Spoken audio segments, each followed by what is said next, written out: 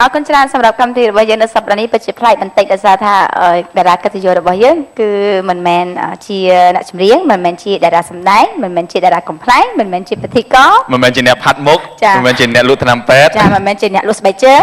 ហើយក៏មិនមែនជាអ្នកហើយមិនមែនជាជនរងគ្រោះអីមួយទេគឺជាអត់ដឹងបើបើសិនជាដឹងសូមជម្រាបសួរទាំងអស់គ្នាបាទ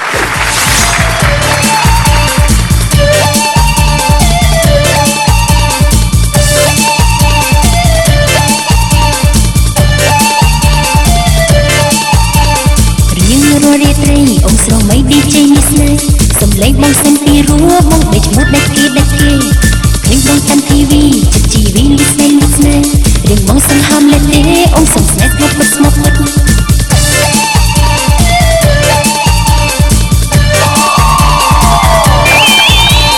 ដល់តាម VT ក្នុង TV ឃើញរូបស្នេហ៍ស្និទ្ធតែមិនបានឃើញរូបពិតសងបងមិត្តចេញមកជីវ៉ា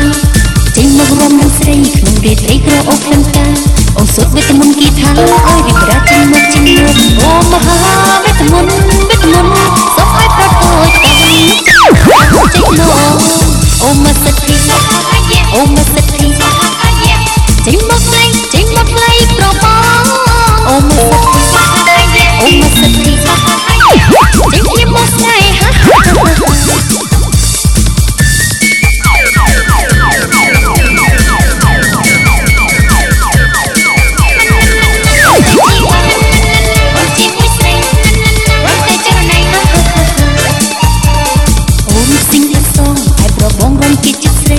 បងជា DJ សម័យគូនឹងស្រីអ្នកចំរៀងឯង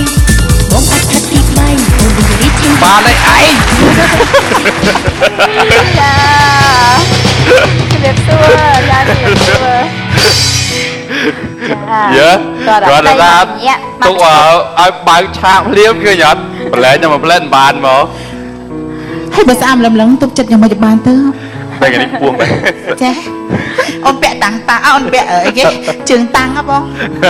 ចាខ្ពស់ដល់ហើយម៉ានទឹកហ្នឹងចា2ទឹកកន្លះជាងខ្ញុំទៀតចាកំងចាចូលចិត្តសាណាតែនិយាយចំហ្មង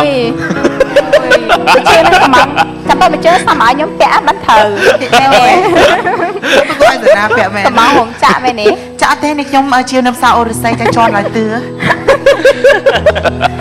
ចាតម្លៃប្រហែល